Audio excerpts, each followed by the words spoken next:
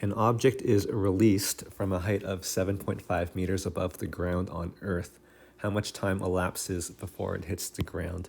When the ball is released, we assume that it's released from rest. So the starting velocity is 0 meters per second. And since it's being released above the ground on Earth, we know that the acceleration is going to be due to Earth's gravity, and that will be 9.8 meters per second squared down. Finally, this object is going to fall by 7.5 meters. So the displacement will be 7.5 meters down. So those are our three givens. It looks like all of the units are matching with meters and seconds, and the directions are all matching with down. So we can go ahead and try to find the appropriate formula here to solve for how much time. So we're trying to find delta t. So we check our uniform acceleration formulas, and it is the third one that contains those four variables listed there. So here's that equation.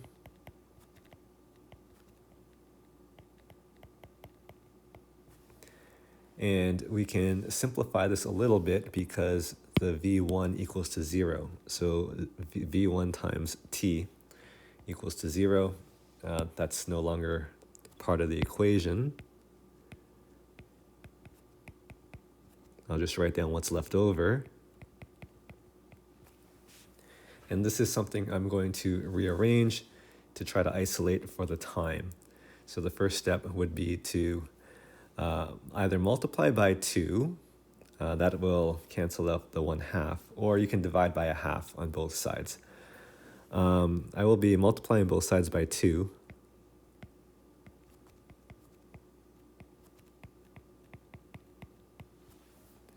And then I will divide both sides by acceleration.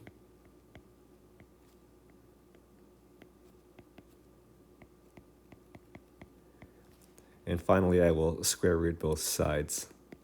I'll also swap the left and the right side just because I want my answer to look like delta t equals something.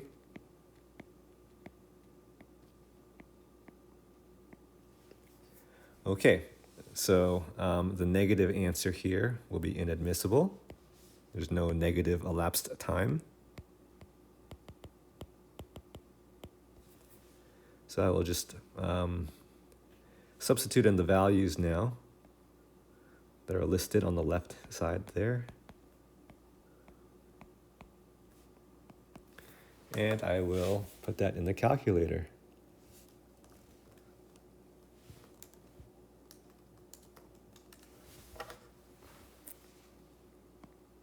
Rounding the answer to 2 significant digits, I get 1.2 seconds. Because the 7.5 as well as the 9.8 both had 2 significant digits, and we're applying the multiplication division rules for significant figures. Question 2. On the surface of the moon, where g is 1.6 meters per second squared, an astronaut tosses a rock up with an initial vertical velocity of 2.5 meters per second up. What maximum height will the rock reach above the point where the astronaut let go? So the initial velocity is given 2.5 meters per second up.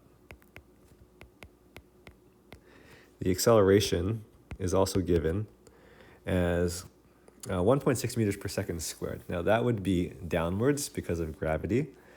I am going to write this as negative 1.6 meters per second squared up because I want all of my directions to match. I'm going to put everything as up.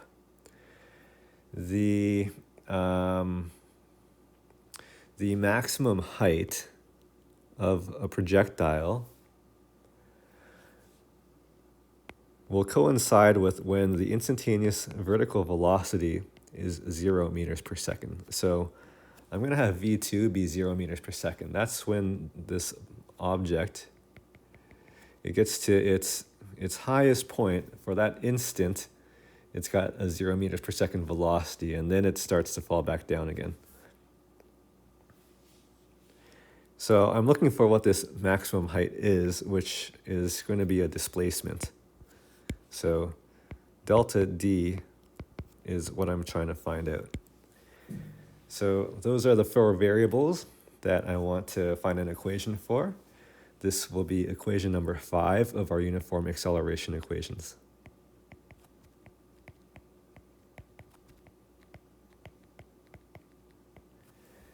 The V2 is 0, so that simplifies our equation a little bit.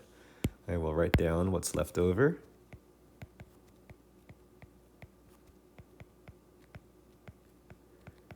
And here I need to isolate this for delta D. So the first step will be to subtract V1 squared on both sides.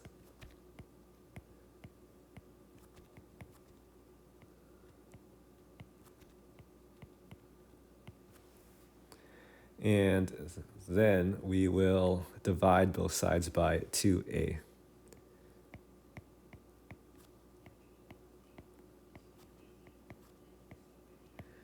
So there's often confusion as to whether we divide both sides by 2a or should we subtract both sides by 2a, because if you look at this step that I'm highlighting right here, it says plus 2a delta d, and some people have this misconception that anytime you see a plus sign, then you have to subtract to move it to the other side. But that's not the case here.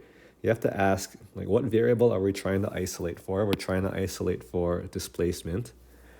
And what are we trying to move to the other side, and how is that currently affecting the variable we're isolating for?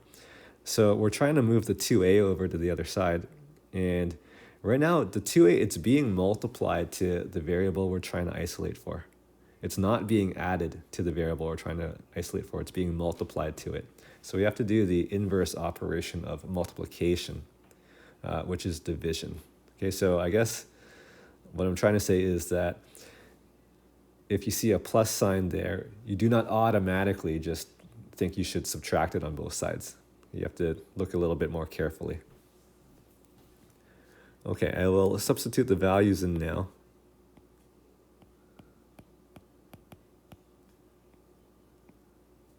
And I see that my numerator has a negative and my denominator is also a negative. So I have a negative divided by a negative, which gives me a positive answer, which is what I want. That makes sense. So I'll put that in the calculator right now. And I'm getting 1.95, which when I round it to two significant digits, it will be 2.0. The units will be meters, and the direction will be up, because all of my directions in my list of givens there are up.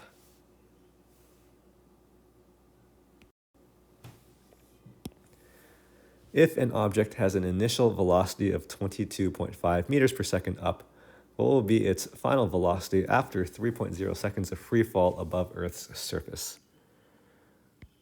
Okay, so they very straightforward give us a couple of values here. So the initial velocity, v1, 22.5 meters per second up. And they also provide us the time, 3.0 seconds. Now, the value you need to remember to write down is the acceleration due to gravity above Earth's surface, which will be negative 9.8 meters per second squared up. I wrote it as negative up instead of positive down because I already used up in a previous variable. I wanted it all to match. So we are supposed to find out the final velocity. So v2 is what we're trying to find out. So those are the four variables we need an equation for. That would be the first of our uniform acceleration equations. Actually, this is just the same as the average acceleration definition. Okay, so this will be rearranged to get v2 isolated. First step will be to multiply both sides by time.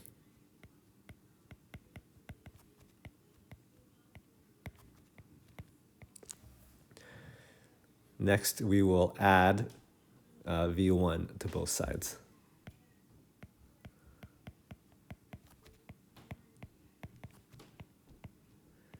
And that has v2 isolated. Okay, so I'll put in the values now.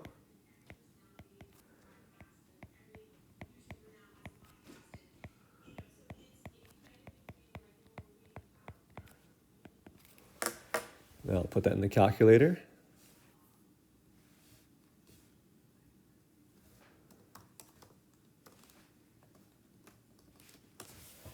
Getting me negative 6.9 meters per second. Now, the direction here, it needs to match what we have in our list, which is up. So the answer is negative 6.9 meters per second up. Or, if you want, you can say positive 6.9 meters per second down. The object is moving down after 3 seconds worth of being affected by Earth's gravity. It was going up initially, but doesn't take very long for gravity to start pulling that back down.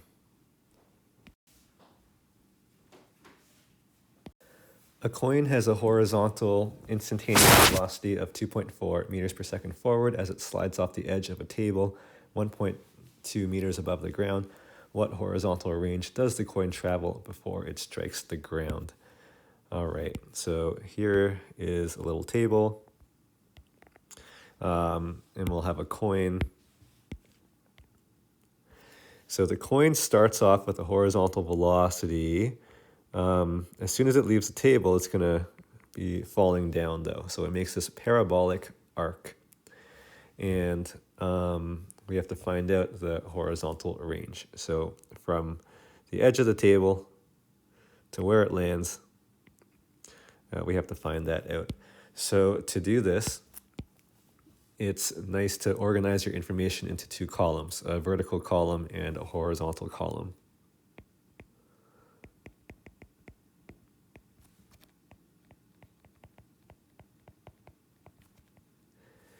And let's carefully list the variables out for each. So the first thing the question tells us is the horizontal instantaneous velocity. So 2.4 meters per second. That goes under the horizontal column. This is very important that you put it into the right column. So you just got to read the words really carefully. If you put it into the wrong column, you're likely going to get the answer wrong.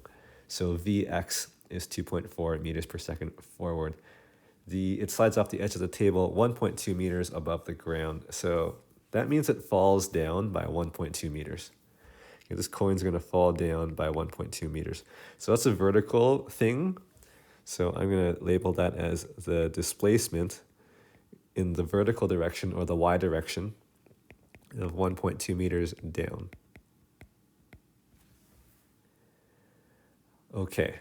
What else? Well, the vertical acceleration is going to be due to gravity. So that would be 9.8 meters per second squared down. And one more thing to realize is that the starting horizontal velocity, so v1y, is 0 meters per second. So this coin is not going up or down at the instant that it leaves the table. So here the strategy will be to first figure out the time using the vertical information. Find out how much time this coin spends in the air falling down. And once we know that time, we can transfer that over to our horizontal information to try to find the horizontal range. So to find out this time, the equation to use is the third of our uniform acceleration equations.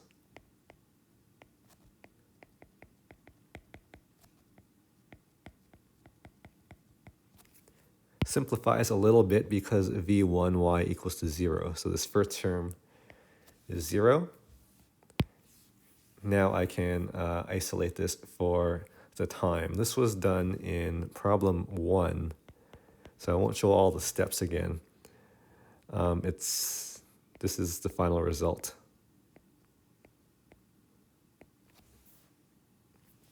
And I can fill in the values.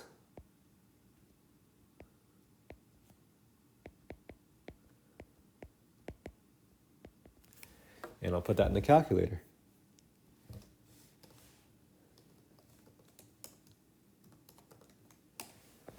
So it spends 0.4949 seconds. This will be good to two significant figures. I'll underline that, but I'm going to keep a couple of extra because I'm not done yet. I'm going to use this number now in the horizontal section.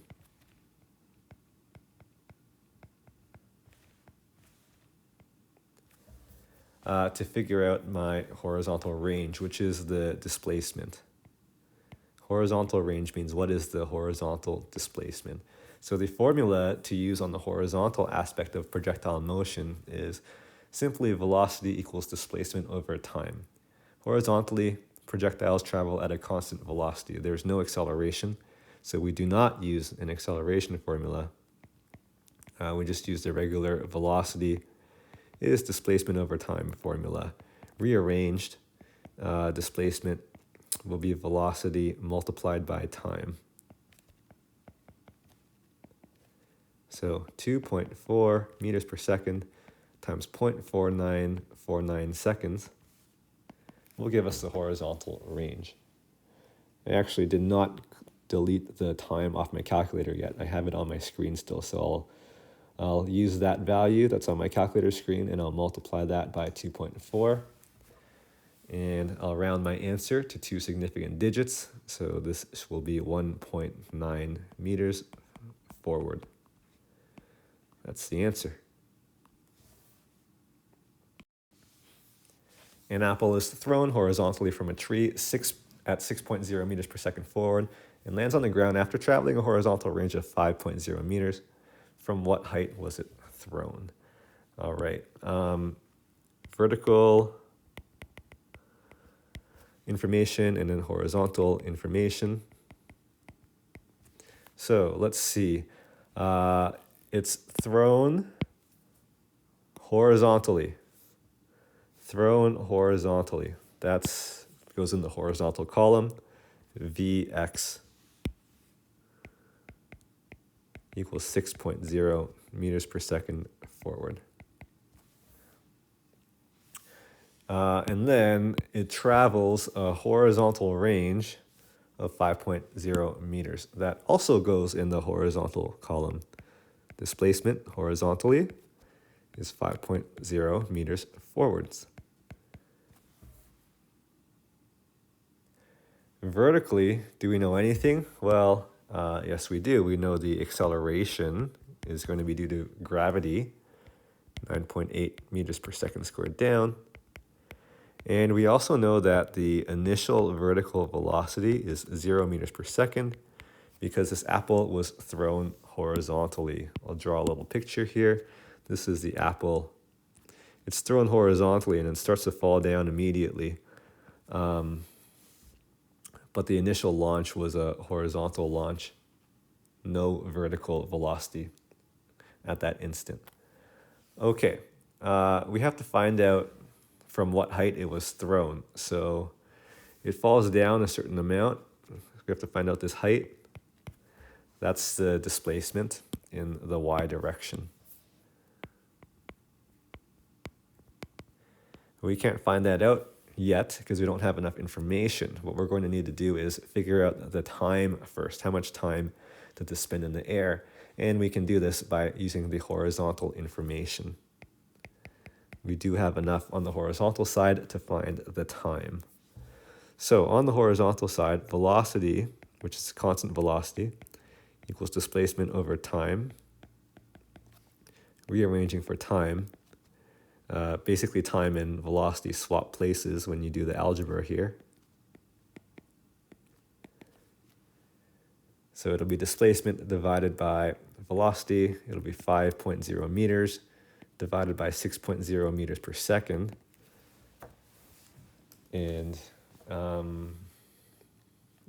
could probably just leave it as 5.6 and transfer it over, but if you want a decimal, 0.83 repeated seconds. So that time is now known information that we can use on our vertical analysis. And we can find out the displacement using our third equation of uniform acceleration, equation 3.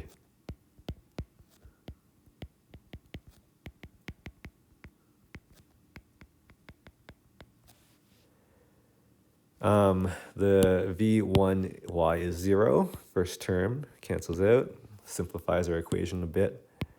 And it's already isolated. It's already isolated for what we want displacement. So I can just put the values in right now. 1/2 times acceleration times time squared. So I've already got the time in my calculator right now, so I will square it and multiply by 9.8 and then multiply by 1/2, giving me, when I round to two significant figures, 3.4 meters down. So that's the displacement. The question, if you read the question, it asks what's the height it was thrown from. So I suppose I can write a therefore statement. It was thrown from a height of 3.4 meters.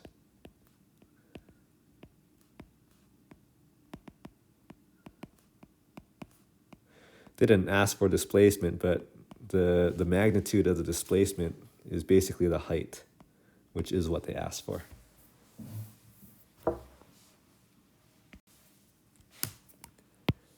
Question 6, a projectile is launched at 15 meters per second, 30 degrees above the horizontal.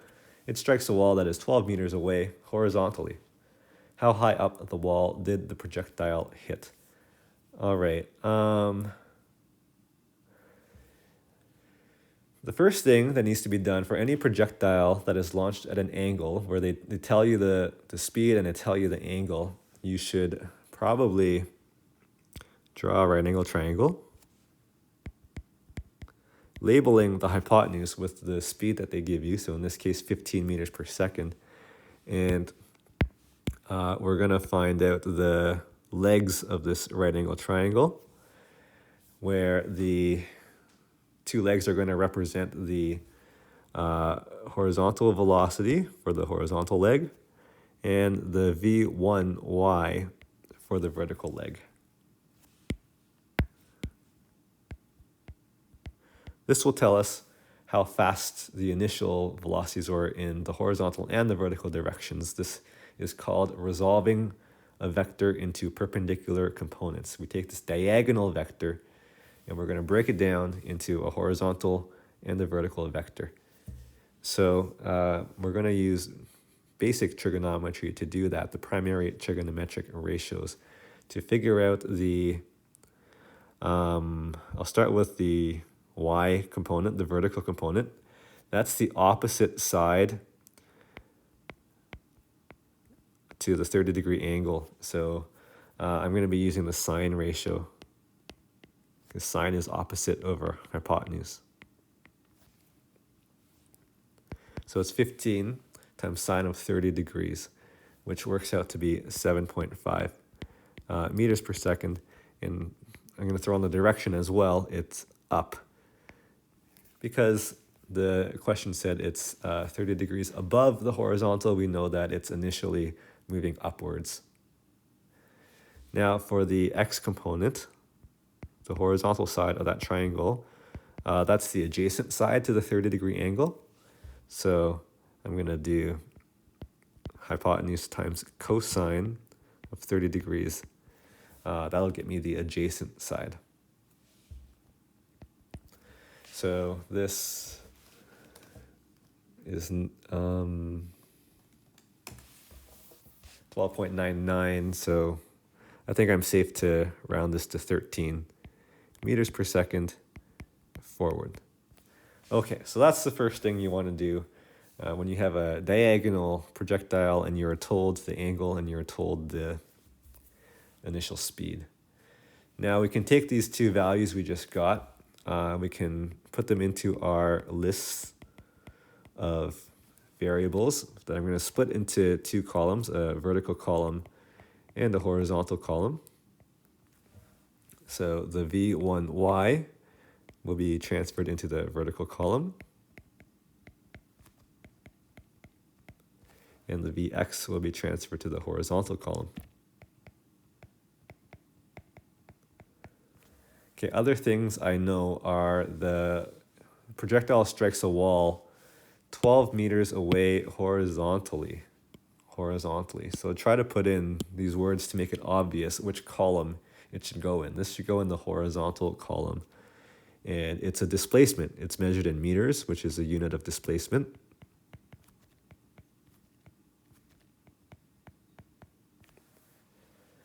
Vertically, we are going to write down acceleration of negative 9.8 meters per second squared up. So I chose negative and up to match the up direction that I already listed for the v1y. Okay. We are asked how high up the wall did the projectile hit? How high up the wall did the projectile hit? That's a y displacement that we have to find out. We do not have enough information to find that out just yet. We need one more variable in that list, and that variable is going to be time. And we're going to figure out the time by using the horizontal information. Horizontally, velocity is displacement over time. Rearranged for time, we get time is displacement over velocity. 12 over 13.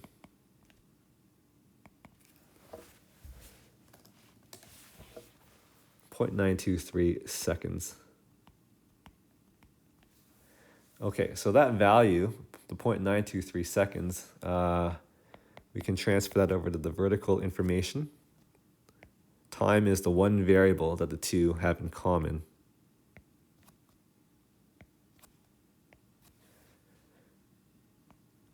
Which should be rounded to two significant figures. And now I do have enough information to figure out the y displacement. This will be equation number 3 of uniform acceleration.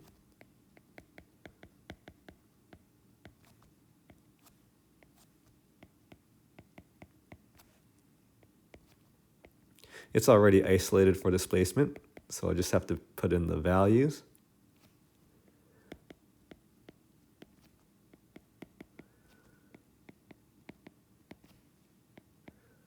Don't have much room here.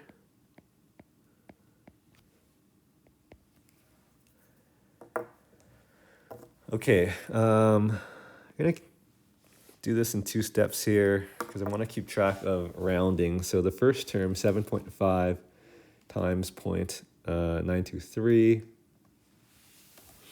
gives me 6.9225, which should be to 2 significant digits because 7.5 is to 2 significant digits. Okay, and then this will be minus because I got a half times negative 9.8. So let me calculate the second part of it. So 0.5 times negative 9.8 times 0.923 squared. That's 4.1745. And that is also to 2 significant figures because 9.8 as well as 0.92 is to 2 significant figures. So for both of those terms, I applied the multiplication rule for significant figures, and now it's subtraction. So now we do subtraction. We have to go with the addition-subtraction rule, which looks at place value. So in terms of place value, the first term, the 6.9 goes up to the tenths column, and so does the 4.1. Both of those terms go to the tenths column. So my final answer here, I should also make sure I round it to the tenths column.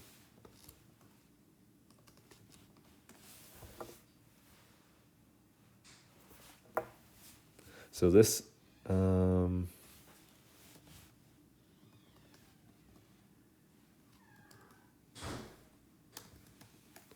This will be 2.7. So it strikes 2.7 meters up the wall. Draw a little picture down at the bottom left here. You have a big wall here. Projectile is launched. It goes horizontally by 12 meters, but vertically it hits the wall up at, we just figured this out, 2.7 meters. That is what is happening. Here we have a diagonal projectile again. So I'm going to start right away by drawing a triangle. I've got a 20 meter per second initial launch. That's at a 75-degree angle.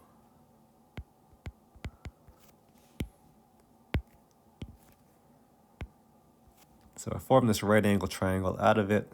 And very first thing I'm going to do is figure out how long these two legs are, which will be my two velocities there.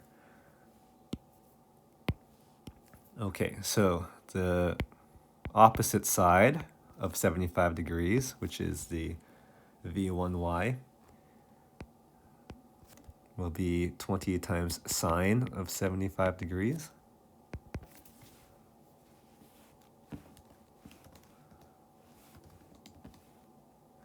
Actually, this one, okay.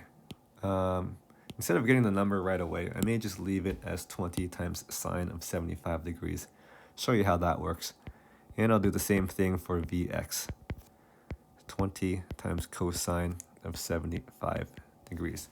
So those two values, those are like, I could just get the numbers for them. I would have to round it though.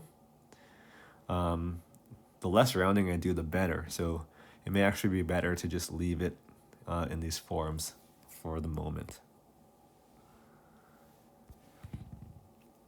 Okay, I'm going to make my two lists of information here. I'll make a list of vertical information and a list of horizontal information.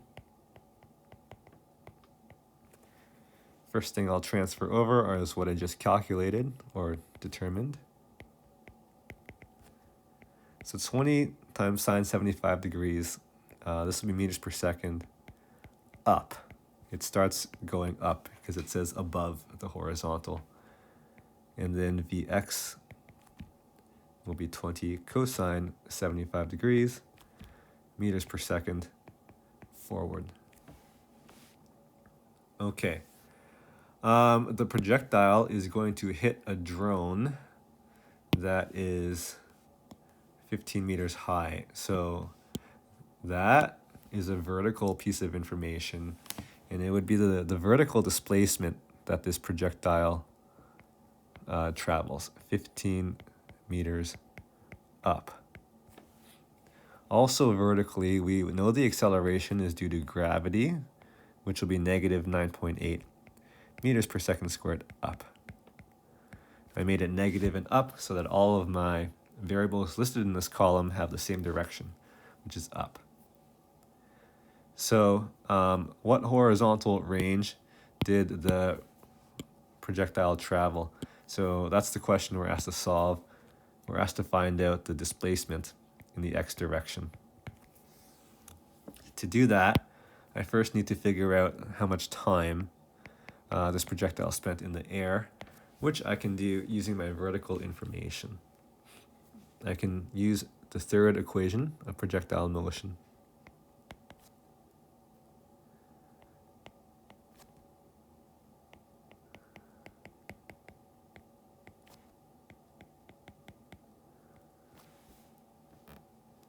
And to solve for time here, unfortunately, none of the variables are zero. So there's nothing to simplify here. So it looks like this is the situation where we need to use the quadratic formula. We're solving for time, but the time in this equation is set up as a quadratic. Okay, so I'm going to put in the numbers first, 15, and V1 is 20 times sine of 75. And 1/2 times acceleration. Here I'm going to combine those. That's 1/2 times negative 9.8, making negative 4.9.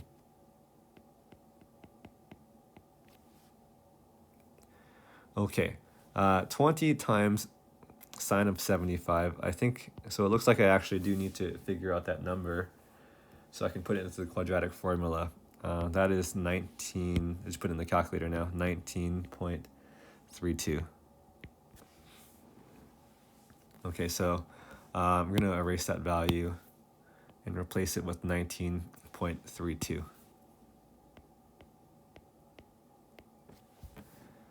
So to use the quadratic formula, we need to get everything onto one side and have the other side 0. I'm going to move everything to the left side. And I also want it to be in descending order in terms of exponent.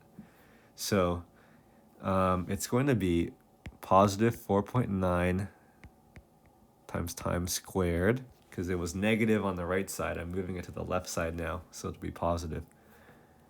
And then it'll be minus 19.32 delta t. It was positive on the right side, now it's negative on the left.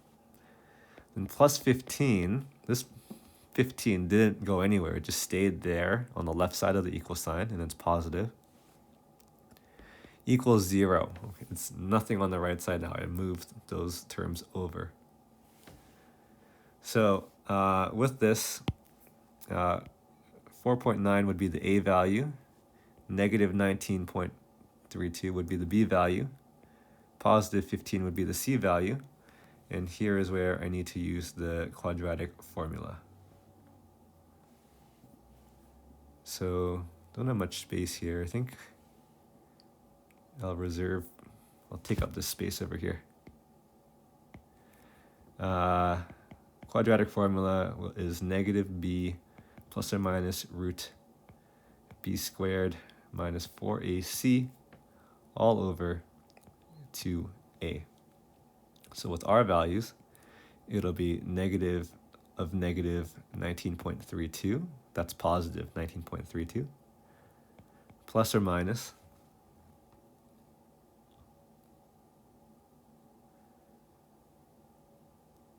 square root of negative 19.32 squared minus 4 times 4.9 times 15. So we're totally out of room here.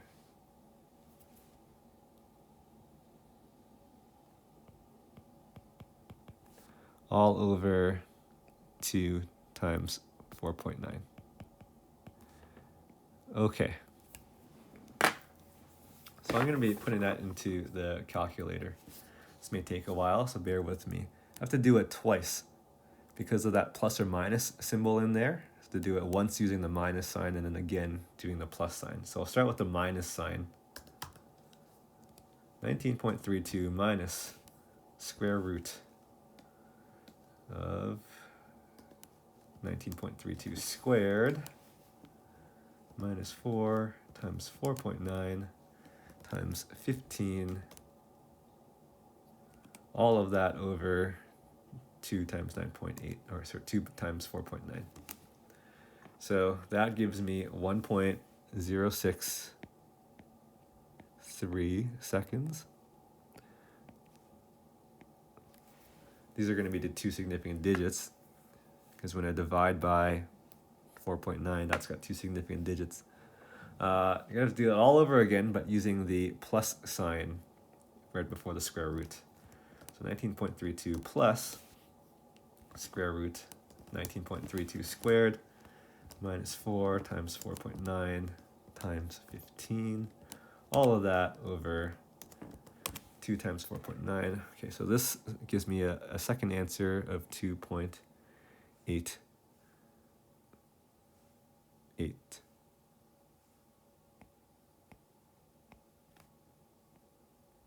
So we get two answers, and they're both positive. So these are both admissible. Okay, there's actually two possible answers here. So now I'm going to take this information and figure out the horizontal range. So horizontal range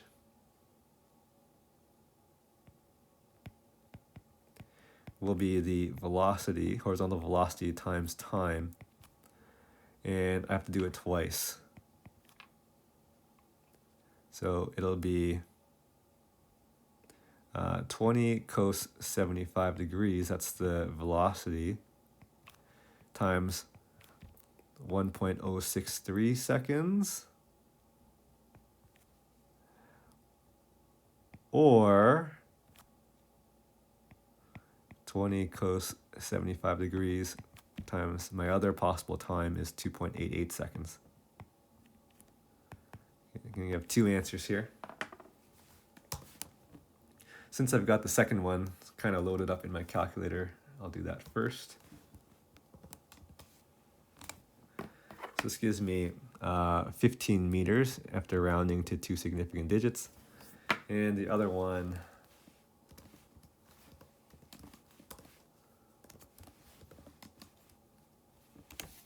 gives me 5.5 meters.